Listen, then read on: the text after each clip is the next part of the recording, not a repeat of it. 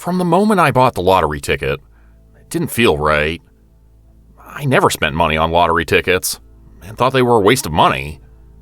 But a sign on the street corner caught my eye when I was walking home from work one day. Community lottery. Money raised goes to a good cause. Current jackpot, $2,234,423. I was intrigued for some reason. It was a lot of money, and I didn't imagine a lot of people were playing since it looked like such a small operation.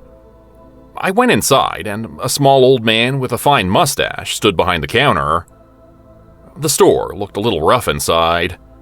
The paint was peeling from the walls, and the shelves were half bare. It smelled a bit like mildew and spoiled meat. The shopkeeper smiled at me warmly as I walked up to the counter, the light dancing in his eyes behind his round spectacles. He wore a distinctive black suit with gold cuffs and collar. "Welcome, welcome. What can I do for you?" he said in a friendly tone.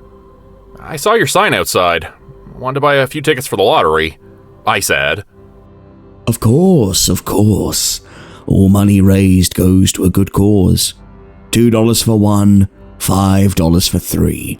$10 gets you 7 tickets. How many you want? He was pulling out a crisp stack of tickets.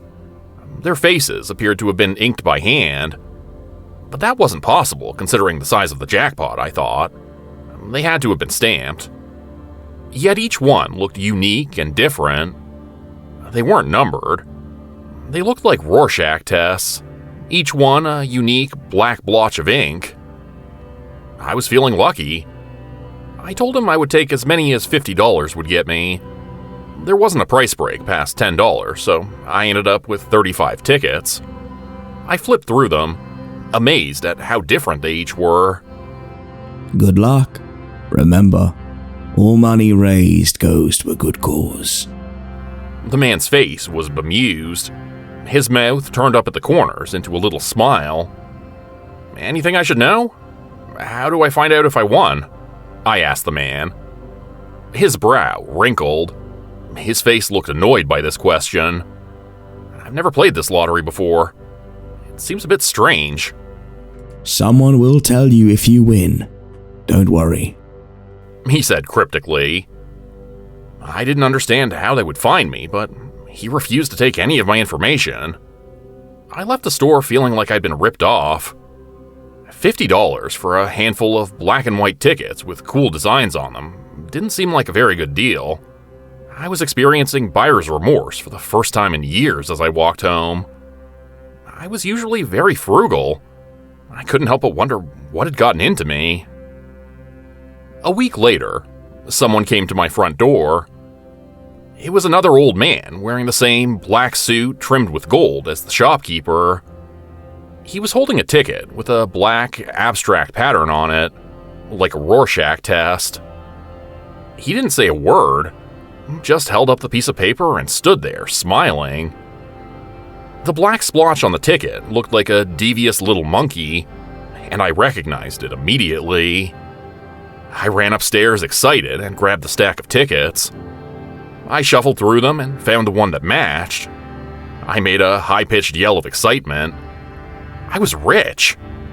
I waved the ticket with the monkey ink splotch on it above my head and danced. I'd never won anything before in my life. I couldn't believe it. I brought the whole stack of tickets down with me, just in case, but kept the monkey one separate. I showed it to him and he smiled, nodding his head. He took out a check from his pocket and handed it to me with a flourish, then began to walk away. It was a check for $2,200? Furious, I tried to contain my anger. I ran in front of the man and cut off his hasty escape. He looked surprised. I told him the sign had said the prize was over $2 million. $2,200 was a long way away from that. Money goes to a good cause. You are not a good cause. You take $2,200 and be happy, the man said. I couldn't believe my ears. The man's smile had faded, and he looked very serious now. as if I had broken some unspoken contract. I thought of a 50-50 draw at a stag and doe or at charity events, where the winner was expected to donate their winnings to the cause. Was that what this was? I thought back to the man's words. All money raised goes to a good cause. I hadn't even bothered to ask the name of the charity. Listen, if you try to screw me here, I will come after you guys for false advertising. I see what you're trying to pull. I won this thing fair and square. Now give me what's mine, I told him, gritting my teeth. I had never been a greedy person, but the idea of $2 million that was rightfully mine being taken away from me rubbed me the wrong way and brought out a very bad side of me. I had already mentally begun to spend the money and felt robbed and cheated. If I wanted to give some of my winnings to their charity, that was my decision to make. A greedy and unfamiliar little monster's voice said inside my head. The man furrowed his brow. His eyes looked sad for a second, but then he reached into his pocket and pulled out another check. He put the other one away and handed me this one instead. The amount written on it was $2,234,423. I jumped up and down, giddy with delight. When I opened my eyes again, the man was gone. I couldn't believe my luck. I had thought I would only get half that amount at the very most, after some negotiating. No one contacted me to ask if I wanted my picture taken with a big cardboard check, and I was a bit disappointed, but I decided not to let it bother me. I had over $2 million to spend on whatever I wanted. No one called to ask me to donate a portion of it to the organization's charitable cause, but I just assumed they would send something by mail. First things first, I thought, and called my job. I quit without notice, playing punk rock on my laptop as I did so, and singing "Take This Job and Shove It" out loud as the hold music played in my ear. I sang the lyrics to my manager, letting him know, I ain't working there no more. My boss was furious, but I just hung up on him. Holiday in Cambodia came up on the playlist next, and I listened to the furiously jovial tones of Jello Biafra with a big smile on my face as I lay on the couch. It felt good to be in charge of my own destiny for once. Or so I thought. I went to the bank to deposit the check. After talking to managers for a while, they made a phone call and confirmed the check was real. Probably should have checked that first before quitting. They told me it would take a little while to clear, and said I would have to wait a week or two to spend any money. I sat around my apartment for a couple weeks, playing video games, watching old movies, and enjoying the unemployed lifestyles of the soon-to-be rich and famous. Finally, the bank called and said I could play with my cash.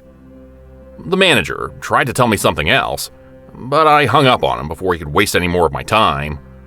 The guy's voice was dry and boring, and suddenly, I had no attention span for boring.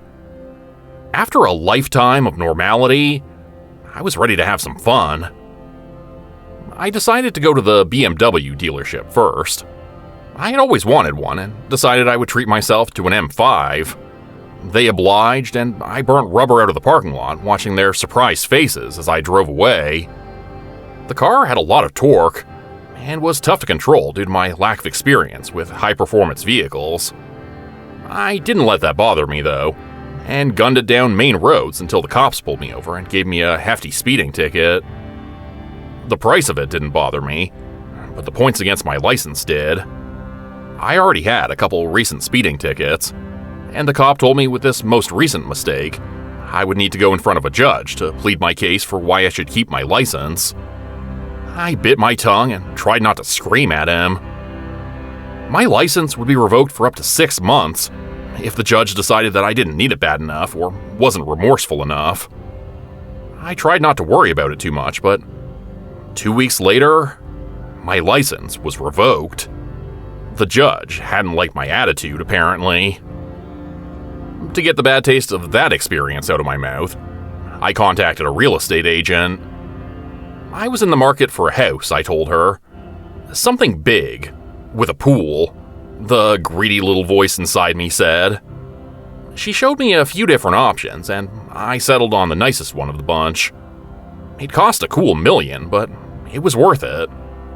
I spent another day shopping and filled the house with top-of-the-line electronics, comfortable leather furniture, a pool table, a Pac-Man vintage tabletop game, and outfitted the back deck with a gigantic Weber barbecue with a buttload of BTUs.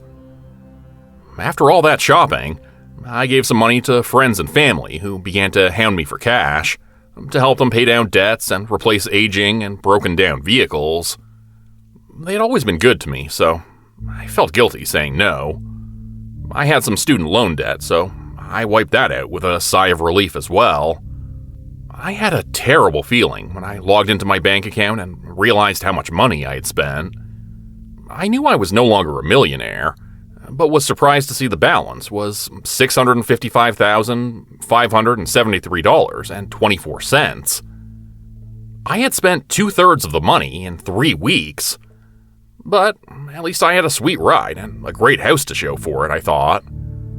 I made a mental tally of all the things I had purchased and tried to make myself feel better, but couldn't. I felt empty and hollow inside suddenly. I couldn't understand the feeling and tried desperately to get rid of it.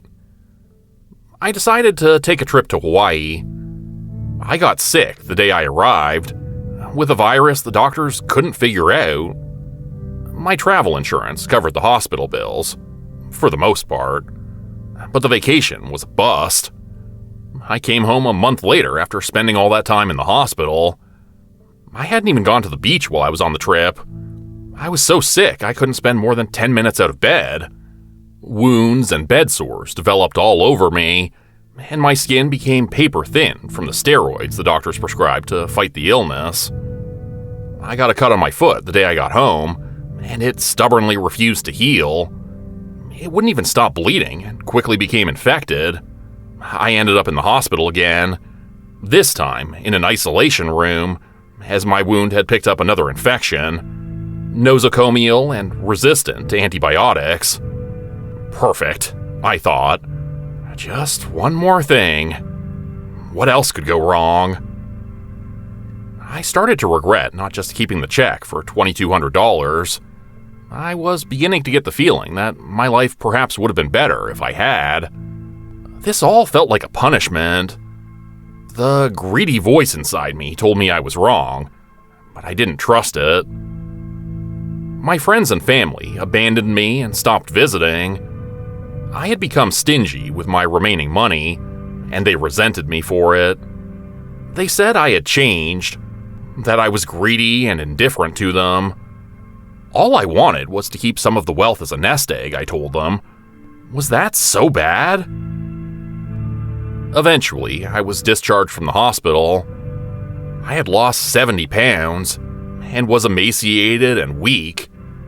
I could barely walk, and just getting out of bed exhausted me. When I got home, I tried to enjoy my big new house, but it was too large to get around now that I was deconditioned from my long hospital stay. I had to get a nurse and a support worker to help me bathe and do housework. I had no strength left suddenly, and felt used up and hopeless. I was afraid to look at my bank account now. The money in there was no good. It was toxic. One night, lying in bed, restless as I wriggled and squirmed, trying to find a way to ignore the pain from the bed sore on my coccyx, I decided I would give the money back. Something told me that was the only way to fix things. I sold the house and brought the BMW back to the dealership. After selling everything else of value, I ended up with $1.8 million back in my bank account. I felt like I needed to return the rest as well, but was in no state to do any physical labor in order to make money. It would probably take 20 years to save up the amount I needed to pay it all back, I thought. I just prayed the men in black and gold would forgive me and return my life to normal somehow. I called each member of my family and told them more or less what I planned to do, fudging the details only slightly. I said I planned to give all the money to charity. I thought they would be angry, but everyone told me I was making the right decision. They said the money had changed me, and certainly not for the better. I made my way back to the little shop the next morning with the help of my PSW. He drove me there and helped me inside in my wheelchair. The man at the counter was not the same, and my heart dropped immediately. He was dressed in a white t-shirt that said Florida on it, and blue jeans. He spoke in a twangy southern drawl, and when I asked about the lottery, he said he had no clue what I was talking about. "We got all kinds of scratchers, if that's what you're after," he said, pulling the scratch and win tickets from beneath the plastic countertop. I shook my head and thanked him for his time. We left the shop and I realized I had no clue what to do next. I knew I had to give the money back, but how would I find the men in the black suits with gold trim? I stopped a woman who was walking by and asked if she knew the people who owned the shop before, the ones who ran the community lottery. The woman gave me a shrug, saying she had lived here for years but had never heard of such a thing. I looked around and saw the street looked a lot worse than it had the day I bought the ticket, a couple months before. The people looked sadder, the buildings were dirtier and looked in disrepair. Cars driving past belched thick, gray smoke and rattled over potholes. Homeless people clustered on a corner where a little shanty was erected. Windows were boarded up and abandoned storefront windows were smashed, left unrepaired, the broken glass still laying scattered on the sidewalk. I went home, anxious and upset. I needed to find the men in black suits with gold trim. It was the only way to get my life back, I thought. In my motel room that night, I lay in bed, cold and scared. It didn't seem to matter how many blankets I put on. I could never seem to stay warm. I had never put back on any of the weight I had lost. In fact, I lost more every week. I couldn't keep food down and had never-ending nausea. I thought maybe I had cancer, but all the tests came back negative at the hospital when I was there. Still, it felt like something horrible was festering and growing inside of me. That greedy little monster voice was always there, in my head, but I now ignored him and his awful desires. Still, he whispered to me constantly, "The greedy thing inside you will eat you up," a voice said from the shadows in the corner of my dark room. The clock on my bedside table said 3:23 a.m. I tried to call for help, but my voice came out as a strangled whisper. I tried to scream, but no sound came out. The light danced in the eyes of the man in the shadows, although there was no light in the room to be reflected. I saw him step forward out of the darkness. His smile was bemused, still barely visible. "I'm sorry," I managed, tears streaming down my face. "What can I do? I want to give it back. Let me give it back." "You have all of it?" he asked, with a sly and knowing look in his eyes that said he knew I didn't. I tried, but I have most of it. Over 1,800,000. Please, take it back. I don't want it. The words sounded pathetic to my own ears, but I didn't care. I only hoped he would accept. He didn't. "You must give it all back. The horde must be whole to tip back the scales so they rest even once again," he said. "How? Just tell me what to do and I'll do it," I pleaded with him desperately. "There are many ways to make $1.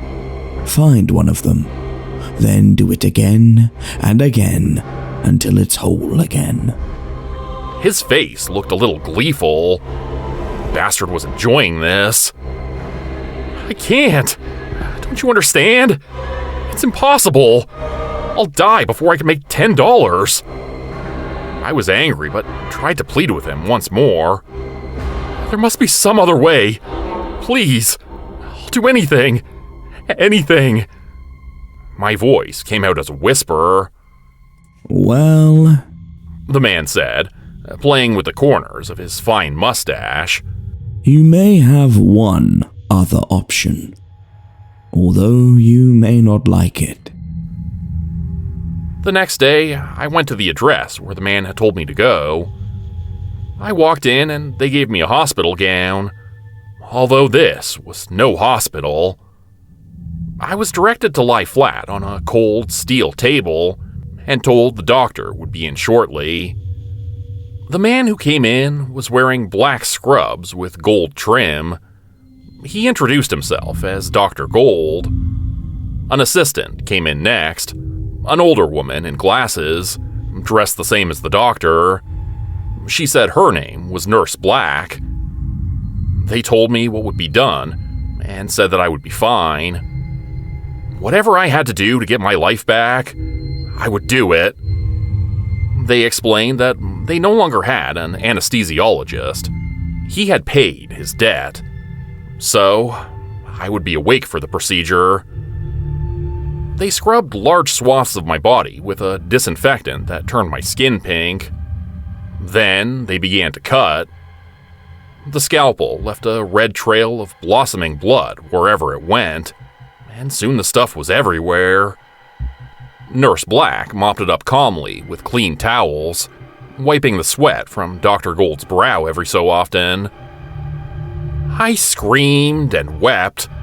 I gnashed my teeth and pounded my fists into the hard steel table as they reached into my body, severing arteries and veins and pulling out slippery, blood-soaked organs which shone like rubies in the bright light of the overhead lamp. I passed out after they cut off a portion of my lung, when I felt I could suddenly no longer breathe. The doctor looked around with wide eyes for a moment, as if he'd made a bad mistake. I woke up once more, and wished I hadn't. What I saw should not have been seen. The price of my organs on the black market didn't quite cover the cost of my mistakes, Dr. Gold said as my eyes fluttered open. His words were fading in and out. I nodded my head when he asked me a question, though I didn't understand it. He handed me a pen and I took it in my shaking hand. I remember signing something, but didn't read what it said. I wish I could tell you that things worked out for me. I really do. And maybe they will someday. I only wish they told me what a crappy rate people pay for black market organs. I would rather have my kidney and my left eye than $20,000 wiped from my debt. I have to pay the rest back in labor anyway. At least they pulled that little monster out of me, kicking and screaming. A tiny, inky black monkey, made of greed and hate, screeching and howling as it dug its claws into my belly in a futile effort to stay inside me, to destroy me. That's the last thing I saw before the world went dark. Maybe one day I'll get to work behind a counter somewhere, selling tickets. But for now, I'm only tasked with inking them. Each blotch of ink has to be distinctive and different, and there's thousands, millions of tickets to make. They don't give us breaks either. We live at our desks, receiving whips to the back from a cat o' nine tails when we fall asleep or slow down. They have IVs hanging from the ceiling, full of vitamins and amphetamines, which infuse into us all day long as we hunch over our desks. I'm told the cost of the fluids and amphetamines are added to our debt every day, that it just keeps growing and growing. But that's just a rumor. No one gets to see their balance. People just disappear sometimes, and we hope they paid their debt and didn't just die of exhaustion. I look ahead and see rows of people puttering away at their desks, fading off into the distance. This warehouse, or whatever it is, it's enormous. There are thousands of us here, all dressed in black, with gold cuffs and collars. Someone smuggled in this phone the other day, and we've been discreetly passing it around, making futile efforts to contact the outside world. So, I decided to use it to tell my story, and to plead with you, to beg you, please help. Send money.